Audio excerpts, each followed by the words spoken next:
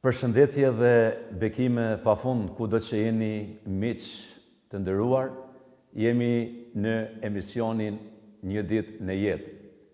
Ashtu sikur ne gjithmonë duhet ta kuptojmë këtë realitet që e djeshmja nuk kthehet, e ardhmja nuk është e sigurt, prandaj edhe ne jetojmë vetëm për sot. Le të bëjmë të mirën që mund t'ja japim sot edhe Zotit edhe njeriut në këtë ditë që sot jetojmë. Jemi të nderuar sot që në emisionin Një ditë në jetë të kemi një mysafir të veçantë që do të na flasë sot me temën plani i Perëndisë për shpëtimin e njeriut.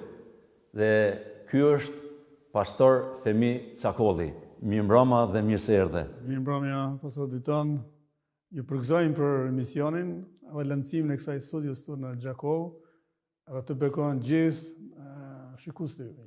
Jemi shumë të lumtur dhe të bekuar të kemi në mesin tonë. Jeni në emisionin Një ditë në jetë. Përgëzime. Për dëgjuesit tanë që janë duke na dëgjuar sot, a mund na japësh një përshkrim, një realitet se ne kemi një ditë në jetë?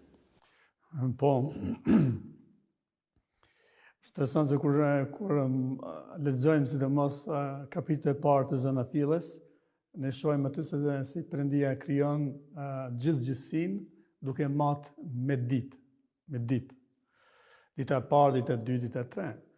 Por pastaj mbi këtë Perëndia ka ndërtuar edhe një tjetër gjë, duke thënë sot, këtë ditë, nëse dëgjon zërin tim, do të përgjigjesh edhe nuk do lësh për nesër. Edhe vetë titullimi i misionit tuaj besoj që e ka këtë mesazh, krijimin, edhe shpëtimin, edhe marrjen e vëmendjes, zonit Perëndis, edhe zonit këtyre mysafirëve dhe studiosit tuaj që jeni këtu bashkë. Shumë faleminderit. Pastor Femi, ju jeni një pastor kishe. Ju jeni një shkrimtar i disa librave, redaktor i disa librave. Keni edhe shtëpinë botuese tenda dhe predikuesi i Ungjillit sipas Biblës. Cili është plani i shpëtimit për njerëzimin? Përgëzoj për temën e nisën sepse kjo temë jo që nuk e dinë ungjillorët. Ungjillorët e dinë se cili shërbejnë si ungjillit, pavarësisht dhuntive dhe funksioneve, pozitave që shërbejnë për kisha ndryshme, organizata apo misione, e dinë shpëtimin, por mendoj nga një herë kur flasin për planin e shpëtimit, planin total. Mendoj që nuk e tregojnë një plan historik. Kështu, unë vetë mësova pashtu prej një libri që është botuar vonë këtu në Shqipëri dhe quhet Krye Historia. Çfarë flet ky libër? Ky libër flet për si ta kuptosh historinë kryesore të Zotit. Prandaj edhe ne e kemi quajtur shqip Krye Historia, sepse ka plot histori. Ka histori të heronjve, ka histori të kombeve, ka histori të personave, ka histori të ngjarjeve kështu. Por ndërsa ne e shohim, lexojmë fjalën e Zotit, ne duhet të kuptojmë cila është krye historia e Perëndisë, që duhet ta di secili njeri. Krye historinë që duhet ta di secili shërbëes i Ungjillit, secila familje. Nga fillon ky plan? Fillon me Abrahamin. Fillon kjo linjë me Abrahamin që fillon edhe realizohet me Krishtin edhe kishën e tij, por ky plan vazhdon edhe sot. Edhe ndoshta është pak gjatë me shpjegu, po mundohem në pika të shkurta ta bëj. Ne po jetojmë në një epokë shumë të çuditshme. Përpara 30-40 vitesh janë 3 autorë amerikanë që kanë shkruar pak për një pikë që është për shpëtimin, soteriologjinë, edhe një pikë që është për ngjarjet e ardhshme, që është eskatologjia. Jezusi ka thënë se ai nuk do të kthehet, po që se para se të predikohet ungjilli në gjithë botën. Këta 3 autorë merren me këtë pikë pak a shumë. Njëri prej tyre quhet Charles Taylor. Ai ka shkruar një libër që quhet Epoka sekulare. Një libër tjetër është një personi që nuk është i krishterë, por është Samuel Huntington, quhet Përplasja e civilizimeve. Edhe dy autorë të tjerë, Simon dhe Schuster, një epokë e re, këta autorë tregojnë që në fillimin e shekullit 21 do ketë luftra më shumë me përmbajtje fetare. Edhe tashmë ne jemi duke pa, se para 10-15 vitesh ndoshta ka qenë më e errët pamja, por tani ne jemi duke pa që kjo po ndodh. Pse po i përmend sot në këtë temë që ju keni zgjedhur pasurit tonë është që të kuptojmë një herë planin e Zotit edhe këta autorë, këto shkrime, këto botime pa se çka po na thonë. Perëndia ka zgjedhur një njeri të quajtur Abraham nga një popull shumë i huaj, Kaldeas, nga Uri, pjesa e Irakut të sotëm, edhe e sjell në një vend të ri që quhet toka e Kananejve. Çfarë si nis kjo linjë? Zoti premton Abrahamit një tokë të re, kom të ri, edhe një bekim. Kush bekon Abrahamin, bekohet. Kush nuk e bekon, mallkohet. Tash, krejt këto që po përmenin, këtë plan të Perëndis, këto janë hije që realizohen me Krishtin. Krishti vjen nga qielli, jo më nga një uri. Në Krishtin bëhet një popull i ri. Kush është në Krishtin është i bekuar, dhe ajo është i cili ka marrë mallkimin vet. Linja e historisë së shpëtimit pastaj vazhdon me Mojsiun. Populli i Izraelit pati nevojë për një çlirimtar, pati nevojë për një person që jepet, si më thon, ligji me cilën sanksionon se çka është mëkati, çka është shinjtria. Linja e shpëtimit ose historia e shpëtimit me Mojsiun çfarë na thot? Çlirimi nga një sistem i botës, që është Egjipti. Paramendoni, sa është e fuqishme kjo me kuptuar. Perëndia e çliroi popullin e Izraelit nga Egjipti me dorën e fuqishme për brenda 6 javë ose maksimumi 3 muaj, kjo është periudha. 2,5 milion njerëz minimumi e maksimumi ndoshta 3,5 milion hebrej për 400 vite që ishin në slavëri. Perëndia bone që mi largu dhe mi sjell në tej detit të Kuq, dolën në Sinaj. Dhe në Sinaj ata u ëndën për 40 vjet. Çka ishte problemi? Problemi ishte se nga Egjipti, kur Zoti luftoi, betejë ishte e shkurtër, koha ishte e shkurtër dhe faraoni mund të dolën populli. Por problemi meti, u desh 40 vjet që njerëzit të çlirohen nga Egjipti, me doli Egjipti nga njerëzit. Tani, si lidhet kjo me Krishtin? Pashka, kalimi, është që ne në ta kemi lirinë, nuk ka nevojë 40 vjet, por është me momentin kur ti dhe unë i kemi thënë po Krishtit, ne jemi falë, ne jemi shfaqsuar, ne jemi pajtuar me Perëndin, dhe ne kemi marrë ajo çfarë quhet birria. Historia e shpëtimit pastaj vazhdon me Davidin. Davidin, pse Davidin? Me Davidin fillon ajo që është mbretëria. Mbretëria po vjen. Edhe Perëndia i premton Davidit që përmes linjës së Davidit do të vijë mbreti i cili do të sondojë përjetësisht. Kush është ky? Është Krishti. Tani, ungjilltarët e parë, Pietri, i ka 5 predikime, Pali 3 predikime, Shtjefni ka 1 predikim. Edhe do të dëgjuesit tanë të tjerë të kuptojnë çka folën këta njerëz. Krejt që të tretë fillojnë me kuptu dhe me shpaloz këtë plan dhe këtë histori të shpëtimit nga Abrahami. Krejt e fillojnë kështu. Shikoni pra, nuk është puna nga erdhi ky Jezusi. Tash me Davidin ishte kështu dhe ne dim edhe psalmet sa shumë profeci ka për Krishtin. Zoti i tha Zotit tim, ul në djathtën time dhe sa të nështroj këto, edhe plot të tjera.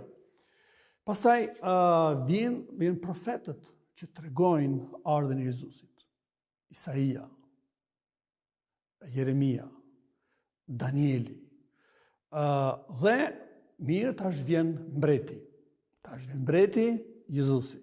Pas mbretit vjen mbretëria, që është kisha, edhe sot fryma e shenjtë. Mirë, tash Jezusi u ringjall, përveç me kuptu edhe njëherë rëndësinë e kësaj teme dhe se si ai u shpalos discepujt vet. Po flasim për Lukën, kapitullin 24, nga vargu 17 deri tek 49. Jezusi është i ringjallur, dy discepujt nisën nga Emausi për në Jerusalem, edhe ata pa prit, Jezusi bashkohet me ata dhe i pyet. Ka po shkoni djema i në lodha, si jeni, si po shkon puna, çka jeni pak kështu shqetësuar, për ku i nisë edhe ata fillojnë qyshmëre, pse ati nuk dini çka ka ndodha? Hamër, çka ka ndodhur? Po Jezusi që shtu kryqëzuar, s'e dia u ringjalla, s'u ringjalla, o çu puna. Aha. Edhe Jezusi na tregon Luka, i ndal ata dy discepujt. Pra nuk është fera për dëmët, një nga ata që ishin me dëmët apostujt, po nga këta që ishin me 70 discepujt. I ndal me një vend, edhe ju thot, uleni këtu. Është skandaloze i dashtëm, po Jezusi atyre i thot, o të marr, o budallënj, sikur më thonë sot. Me thonë drejtën nuk i më habit pak Jezusi, në dashtërin gjallë, ndryshe, dhe thot, o budallënj, si nuk e kuptoni planin e shpëtimit Zotit, si nuk e kuptoni historinë e shpëtimit. Edhe çfarë na thot Luka? Luka na thot, Jezusi u ndal me ta, edhe ua shtjelloi të gjitha shkrimet që kishin bënin me ta. Para meno, nështë 2 orë, nështë 4 orë, nështë gjysmë ditë na nuk e dim, por aty thot ua shtjelloi të gjitha. Nëse, jo vërtet nëse, po përderisa Jezusi ua ka shpjeguar këtë gjë nxënësave të vet, dhe i ringjallur, unë shpeshere kam menduar se ky libër flet edhe për këtë punë. Megjithëse tek studentët tonë, tek Akademia Shqiptare e Udhëheqjes për themelimin e kishave, është literaturë obliguese. Dhe kjo më ka bërë me kuptu mirë, po na sa jo shpjegojmë personave tjerë të plan, sa jo shpjegojmë në shkrimit, edhe aty thuhet se ai u shtjelloi gjithave dha kuptuan planin. Shumë faleminderit për gjitha këto historitë, për pashet e vite ke çështja jote personale e shpëtimit. Në ato që farë ti ndave, qoftë me historinë Abrahamit, qoftë me Mojseun, qoftë me Davidin, qoftë në dhjatën e re me apostujt. Por, në kohët e fundit, unë e kam pas një ndjenjë, sepse ti e përmendë diçka shumë bukur. Unë e kam pas një ndjenjë, a mos ne po egzagjerojmë dhe nuk po lejojmë, domethënë që Ungjilli ndoshta është shumë i thjeshtë për të shpjeguar planin e shpëtimit. Dhe unë dua që për hir të dëgjuesve, do të thotë 2 pika më rëndësishme na shpjegosh sonte. Po. Dështimin e njeriut, dhe pastaj shumë bukur lidhe për planin e shpëtimit, por kur lexojmë edhe historinë e Jezusit në kryq, nuk ju duhet njerëzve shumë kohë për të shpëtuar. A mund për hatat e dëgjuesve të na shpjegosh këto 2 gjëra? Dështimin e njeriut dhe sa kohë i duhet njeriut për shpëtim? Po, thuhet nga edhe teologë të tjerë që Ungjilli, lajmi i mirë, është kaq unik, kaq i thjesht të kuptohet dhe kaq tërheqës, saqë njeriu nuk i duhet më shumë se sa një moment ta dëgjojë dhe ta kuptojë. Pra, Ungjilli në vetveten nuk ka nevojë shumë për shpjegime, nuk ka nevojë shumë për mbrojtje, nuk ka nevojë shumë për nuk e di çfarë tjetër. Për shembull, Kosova nuk e di me kalun këto ditë futboll. Një lajm të mirë, një ungjill, a di si e bëjmë? Kur dojmë me dhënë ditë rregzim, fitoi 2-0. Ne dim. Kështu është ungjilli. Lindi djalë, që kemi në shqiptar, lindi djalë, është ungjilli. Fitoi garën. Doli më i miri. Pra, në greqishtin e vjetër ishte kështu fjala për ungjillin. E si, çfarë përmbajtje këta është me Krishtin? Krishti erdhi, la lavdinë e Perëndis, mori mëkatin ton, mbi veten e vet, u kryqëzuan vendin tëm dhe tanin, u ringjall, mundi vdekjen, ai është drejt hyn, kushta që beson në ta, ka jetën e re, ky është ungjilli. E këtë nuk e afron asnjë emër, asnjë religjion, asnjë vepër, asnjë gjë tjetër. disa persona më kanë pyetur, a ka mundësi që me 2 fjalë njerëzit të kuptojnë Ungjillin? Po, besoj Jezusin, ke jetën e përjetshme. E refuzon, ke dëshkimin, ke jetën e humbur. Edhe me 2 fjalë kështu mund të shpjegohet Ungjilli. Pra, kjo është lajmi më interesant që ka ndodhur, që vetë Perëndia i Shenjtë qohet nga froni vet, edhe vjen te krijesa e tij, edhe për me i dhënë natyrën e vet, hyjsinë e vet me anë të shpëtimit dhe frymës së Shenjtë, sepse ne mundohet nganjëherë që ungjillorët shpëtimin e reduktojmë vetëm se ku kemi kalu jetën. Por nuk është që synimi i planit shpëtimit. Synimi i planit shpëtimit ka shumë dimensione tjera shpirtërore. Është fryma e Perëndis, shpirti i Perëndis me banon ty dhe në mua. Me pas shenjtërinë, edhe një ditë me u shndrua, ne domethënë shumë në ta, me imitani që thuhet Krishti. Shumë faleminderit. Do të kthehemi tek kjo pikë, por tek çështje personale. Tani këtë lajm të shpëtimit që ti na shtjellove, që nga fillimi e deri ku jemi sot, por unë besoj që për dëgjuesat më shumë rëndësi me kuptu si ndodhi ky shpëtim në jetën tonë, në çfarë kohë ndodhi, si ndodhi kjo. Po, unë kisha dëgjuar disa herë për Jezusin, po pa e ditë fuqinë e tij. Kështu sikur se sot është njerëzit dëgjojnë për Jezusin, por nuk e dinë fuqinë e tij, nuk e dinë ku e ka vendin ai në jetën tonë. Se mendojmë veç diçka në histori, mendojmë diçka mos është i serbëve, mos është i rusëve, kështu. Dhe unë vjen nga një përpavi muslimane, babai im deshi të më dërgonte në medrese dhe më dërgoi me të vërtetë. Edhe po deshi Perëndia që mos përfundoj atje, po më vonë vazhdova shkollën, studimet në Prishtinë, kam studiuar për letërsi. Edhe letërsia ishte veç një derë e vogël me kuptua dhe me lexuar më shumë libra ndryshme që lidhen me krishterimin. Autorët e hershëm të letërsisë tonë nacionale. Kjo ishte, si më thonë, një derë e vogël. Pra në historinë time Zoti ka përdorur disa dyrë. Nuk u ka një moment që më thonë, okay, kjo kështu dhe ndryshoj. Jo, ishte një 2 vjet ka zgjatë, me shenja të ndryshme. Duke dëgjuar nga kolegë, profesor, ndryshëm, për Jezusin, kush është veprat që lexonin. Pastaj më ra në dorë, më vërtet në dhomën time ku kam banuar, kam pas një shok të cimer që ne i kemi thonë, ai ishte katolik. Edhe shkuan në kishën katolike, por nështë një vjet kam shkuar, ne veç me pa. Po nuk pash ungjell atje. Pash rituale, po nuk ishte ungjell. Nuk e pash jetën aty. Më vonë, unë kam dëgjuar për kishën ungjillore nga një jo i krishter. Unë kam dëgjuar për Jezusin që është shërues, edhe që është mbret, mund ta kuptosh që ai ka qenë jo besimtar. Sepse ai kishte qenë ungjillizuar për një misionare braziliane që ishte në Kosovë ato kohë, në Prishtinë, në Zhuadiba, që tani është me Zotin. Edhe ai më tha, këtu në Prishtinë është një vend ku mund të shkosh, mund ta marrësh Biblën. Ishte Bibla e ilustruar për të ri kështu. Edhe në majin e vitit 1991, unë shkova në kishën që ishte në Prishtinë, vetëm ja. Atëherë, vali, ishte Bashkia e Popullit të Zotit në atë kohë, vetëm ja kishë ku ishte dhe ungjilli shqip. Edhe ishte pastor aty Anton Krasniqi, ishte një takim i trive, po flasë për majnë në vitit 91, më dha dhjatën e re, dhe në filloj me lexuar një herë, si student me njerë.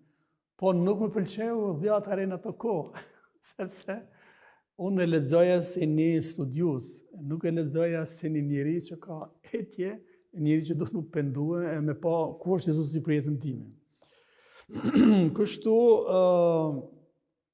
masi që lexova 3 ungjillit e parë, nuk më bënë një përshtypje hiç. Dhe ishin disa tema aty që ishin pak për mua jo shumë dhe logjikshme, sikur për shembull puna e shumëzimit bukëve, Aty nuk asë më dhe mungon fjala mrekulli, edhe mungon fjala që ndërhyri, po Jezus i thjesht, thot, okej, ulin njerëz nga 50 veta në për grupe, ami ata 2 peshë të Facebook, a i fëndrë natin edhe krejt hajnë 5.000 veta pa graje edhe fëmi, edhe të projnë 12 shporta, kuptoj të është këtë punë, tash lesi s'ku ka për mua. Mirë, erdhi një moment ku u ndal jeta publike totale gati në Kosovë. Atëre isha duke shikuar në librat ku i kisha në rafte, sikur këto që i ki këtu mbrapa, edhe ishte dhjata re aty dhe fryme prendis, Zoti, një zog, që ka du shtuj se unë atër se ditë qa. Unë më tha, hej, ti ke njës një libre me lezu, po se ke përfundue. Thash, po, mire kje. Unë nuk më thonë kështu me vetën të full. E mora, fillova nga Ungjilli i Gjonit. Ungjilli i Gjonit ishte këtë ndryshe. Edhe me fliste Zotit drejt për drejt, mendjes edhe zemrës. Dhe unë lexova Ungjillin e Gjonit, lexova 10 e re nga Ungjilli i Gjonit mrena një dite. Dhe pastaj vendosa më kthy në Prishtinë. E kam ditë, thashë, në Prishtinë kam shku Tajvan ku kesh para një viti. Dhe kështu u bashkova aty në Kish në janarin e vitit 1992. Dhe pas 2 muaj ditëve, isha në dhomën time që banosha privat, isha tu lexu psalmet, kisha psalmet, 10 herë dhe psalmet fjalët e urdhëshin bashk, edhe po lexoja, po adhuroja Zotin, po lavdroja kështu me mënyrën time. Edhe ka qenë një moment interesant. Ndërkohë më kishin shpall njerëzit Ungjillin, po tu refuzu hala çështo dëshish. Unë për dëgjoj nga ana djathtë të ime, duke u afruar një lloj arome shumë i mirë. Ishte marsi. 15 mars. Nuk ishin qetë lulet hala. Asa të rene s'kishin parfeme, sikur ka sot plot. Dhe thonë të këshirë, ka po vjen kjo tharë, çka bëhe, hapa dritaren s'ka kur gja. Edhe po vjen edhe më shumë. Po vjen një erë e këndshme. Edhe pastaj, unë mora frymë, thellë një herë ose 2, po nuk nejti shumë, edhe kaloj kështu. Unë kuptova atë moment se më njëherë ndjeva një paqë, edhe një gëzim, edhe ishte një moment hynor, dhe unë atë ditë ju binda dhe ftova Jezu Krishtin, në jetën time ishte 15 marsi i vitit 92, sa i kisha mbush 23 vjeç. Wow, shumë prekse. Përdesa unë po dëgjoja, jam i bindur që dhe dëgjust, ne mu mi kuptu që Perëndia ynë na flet në një mënyrë apo një tjetër, por ne vetëm duhet t'i vëjmë veshin apo t'i kthejmë vëmendjen. Por historia jote i ngjan shumë historisë Paul Jongujqos. Nuk i di. Pastorit më të njohur që tash ajo me Zotin në Kore, dhe ai tregon që ka qenë shumë i sëmurë me mushkri dhe ka qenë në spital. Dhe kur ka shku në spital, aty një motër, domethënë nga kisha katolike, ja ka dhënë atij një Bibël. Dhe ai nuk ka dashur mi marr. Por pastaj thot motra ka filluar me çajt. Edhe thot mos çaj thot ky s'un po marr mi lexu. Por kur ka filluar mi lexu thot e ka lexuar në fillim ato ky lindi këtij, ky lindi këtij, e hudha tha, se tha mu dukën tha pralla. Histori. Por kur ka ardhur herën tjetër me pyeti, a ke lexu? Dhe duke sikur pikërisht ajo tregimi yt që dikun ke mbet pa lexu pjesën tjetër. Sakt. Dhe ai thot, kur mora mi lexu herën e dytë, ajo më bëri një gjë, një pyetje. Tha, të pëlqen mishi peshkut? Unë i thash po. Tha, po kur han mishin e peshkut, a han me kocka apo pa kocka? Tha, jo vetëm mishin. Atëherë tha, çka do që në Bibël do duket mish, haje, dhe çfarë do që do duket kock, leonash. Dhe kjo historia jote, dëgjues të dashur, Bibla flet edhe sot, sepse është e shkruar nga fryma e Zotit. Prandaj, nëse ti ke qenë duke lexuar 1 herë, 2 herë, 3 herë, po nuk e di sa herë, ja vlen të marrësh prap, sepse ajo të flet edhe sot edhe për situatën tonë. Kështu që shumë faleminderit, shumë faleminderit. Po, ishte një kish një herë duke dhënë këtë dëshmi në Kaliforni, edhe sa po përfunduam, edhe e vrejta një grua më shume, po priste atje dikun. Edhe kuptova që po pret për mua. Edhe ajo ishte në moshë edhe më tha, o, ke prekur shumë jetën time, sepse unë kam të njëjtën dëshmi. Tha, Zoti ka bërë që neve më na tërheq të ai tha përmes hunës. Çka do më thonë është që shiko, Perëndia vërtet jetën time ka përdorur lloj edhe profesorë edhe studentë edhe njerëz të kisha aty që ishin edhe që kanë kumgull. Po nganjëherë nuk e dim se ka Zoti e përdor dhe si. Ato momente as unë vetë nuk i kam kuptuar të mirë, qartë. Për të tjerët kur mi kanë shpjeguar, vërtet kështu pas ka qenë. Lavdi Zotit. Pastor Femi, e di që përvoja dhe eksperienca jote me Zotin për gjithë këto vite ke shumë me na fol. Dhe ne do t'ju premtojmë dëgjuesve tanë që ne do të kemi këtu në këtë emision edhe me tema tjera që janë me shumë rëndësi për audiencën, domethënë qoftë këtu në Kosovë, kudo që kemi shqiptarë dhe që na dëgjojnë, tani përmes rrjeteve sociale rreth botës.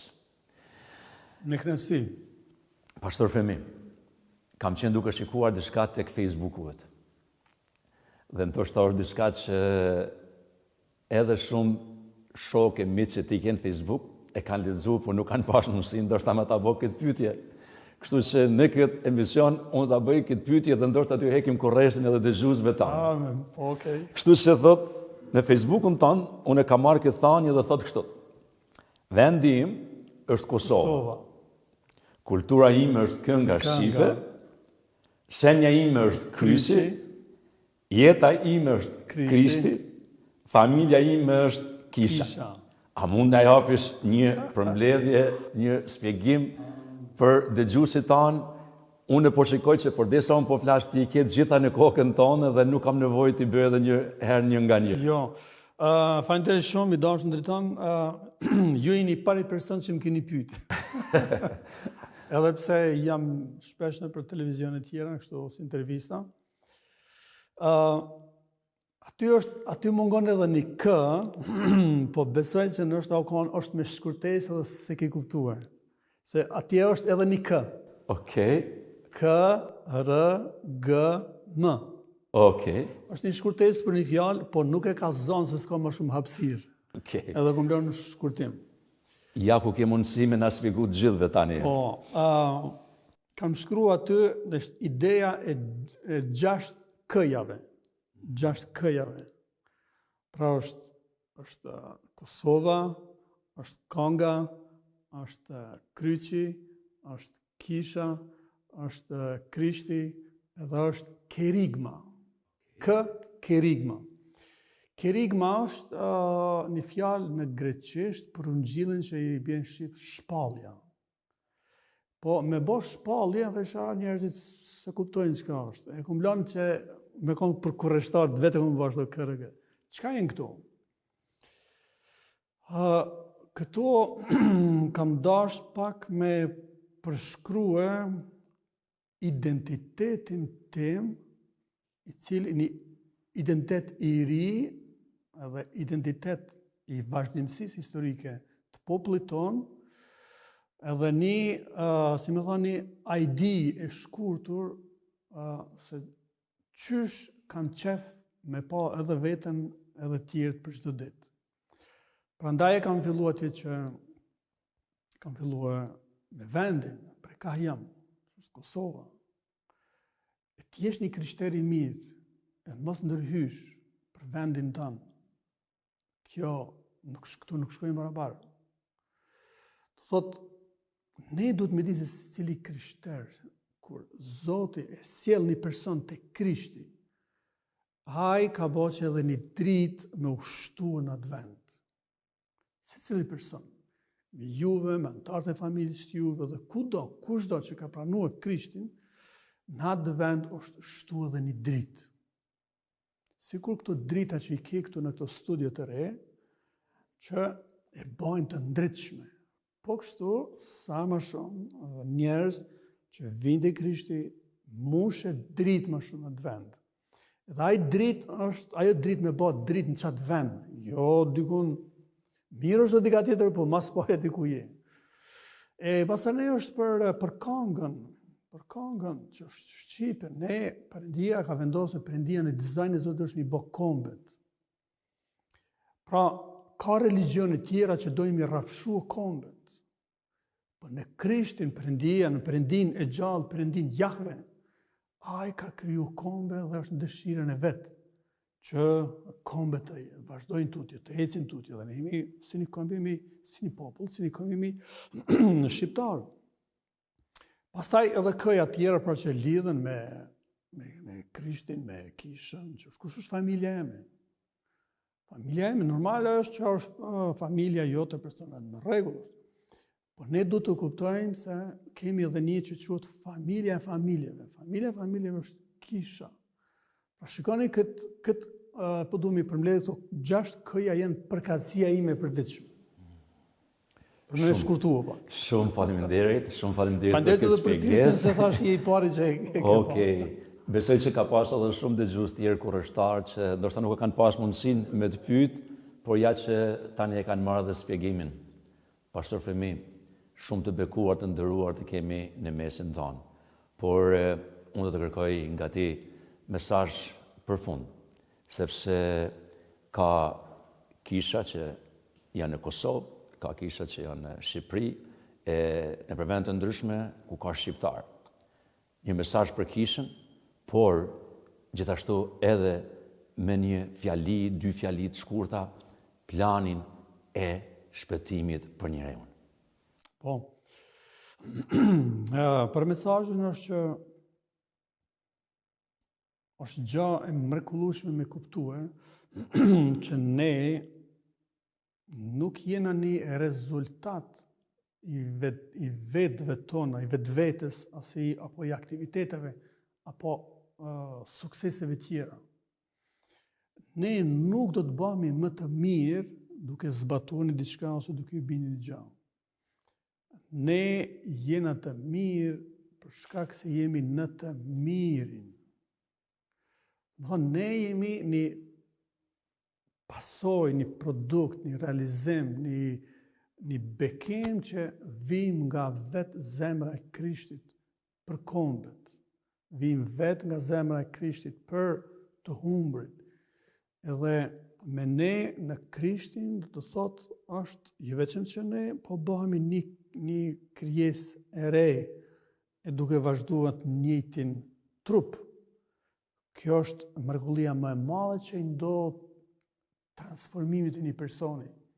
Sepse kur të ngritemi në qiell, atje do të më lehtë sepse nuk jemi në mesh, nuk do të jemi në trup. Por këtu që po bëhet kjo betejë, unë lutem që adhuroj secilit të krishterë, secilës kish, që këtë betejë me bë mirë, ashtu sikur se i shkroi Pali Timoteut. Betejën e mirë, luftën e mirë, me fitue. Edhe çfarë i tha? Ngulmo në mësim. Ngulmo në mësim. Ngulmo në shpallje, ngulmo në predikim, ngulmo në perëndishmëri, ngulmo në dhunti që Zoti të dhënë. Dhe kishës kudo i them, leni ndoshta mund të jesh i lodhur nga aktivitetet, nga takimet e shumta, po ngulmon këto gjëra personale, ngulmon këto gjëra që ti duke bë betejë në këtë vend, edhe në Krishtin do të jesh fitimtar dhe shijoje fitoren në Jezusin. E nëse je në këtë rrugë me shijue këtë fitore, por mund të privohesh për shkak se po këmbgul shumë, ne duhet jemi gati edhe me dhënë çmimin. Pa çmimin e madh nuk ka dritë madhe, e nuk ka as zbulesa, as shndrime të mëdha. Prandaj me përmbyllje dhe me përpunën e shpëtimit është se ne jemi thirrur në banketin e Zotit. Edhe ai ka bërë çdo gjë gati. Tavolinën, çarshafin, karriket, gotat, i ka fshi mirë, ka ul, është për ty, edhe për nderon bitë vetë. Hajma dje, këte ftes, ja ushtron atyre që jenë të humbën, edhe t'ju thonë, hajdeni në sofrën time. Ejeni, edhe unë do t'ja mbush juve kupën. Unë do të hani bashkë me mua. Dhe uroj nga të mënyrë që se cili krishter, ungjillor, protestant, çfarë do si quhemi, por edhe të tjerët ta mendojnë të jenë pjesë e kësaj sofre, ku do të shohin më shumë se sa dhe shpëtimin, lavdinë e tina. Shumë faleminderit, Pastor Femi, për kohën dhe mundësinë që gjetëm me qenë me neve në këtë emision. Zoti ju beqoft juve dhe këta shërbenjësi që keni nisë dhe shkoft në zemrat dhe adresat e duhura pa pushim. Miq të dashur, ishit në emisionin Një ditë në jetë me Pastor Femi Cakollin, pastor i Bashkisë Ungjillore të Mesisë në Prishtinë. Dy gjana që nga Pastor Femiu na mbetën sonte. Si kish, besimtar kudo që jeni, ngulmoni dhe ndriçoni me dritën aty ku jeni. Dhe plani i shpëtimit është aty që Perëndia ka dhënë dhe jo njerëzit. Nuk ka emër tjetër që është dhënë njerëzve për shpëtim përpos emrit Jezus. Paqja dhe gëzimi i Zotit qofshin me ju, miru takofshim në emisione tjera. Zoti beqoft shumë.